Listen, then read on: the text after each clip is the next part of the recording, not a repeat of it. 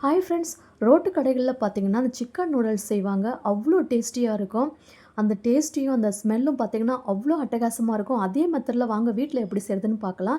ஒரு பாத்திரத்தில தண்ணி சேர்த்துக்கோங்க. உப்பு, எண்ணெய் சேர்த்துட்டு ஒரு பாக்கெட் நூடுல்ஸ உள்ள சேர்த்து நல்லா வேக வச்சுட்டு, தண்ணிய ஃபில்டர் பண்ணிட்டு பச்சை தண்ணி சேர்த்துக்கோங்க.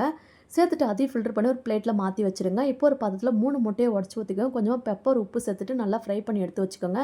இப்போ ஒரு கடாயில எண்ணெய் சேர்த்துட்டு பூண்டு, பச்சை மிளகாய் சேர்த்துக்கோங்க. கேப்சிகம் சேர்த்துக்கோங்க 2 கலரில். கேரட் சேர்த்துக்கோங்க. கொஞ்சமா முட்டைக்கோஸ் சேர்த்துக்கோங்க. பீன்ஸ் சேர்த்துக்கோங்க. தேவையான அளவுக்கு உப்பு சேர்த்துக்கோங்க. நல்லா வதக்கி விடுங்க. இப்போ இதில் 1 ஸ்பூன் பெப்பர் சேர்த்துக்கலாம். கொஞ்சமா சோயா சாஸ், சில்லி சாஸ் சேர்த்துக்கோங்க. டொமேட்டோ சாஸ் சேர்த்துக்கோங்க. இப்போ நம்ம வேக வச்ச நூடுல்ஸ் உள்ளே சேர்த்துக்கலாம்.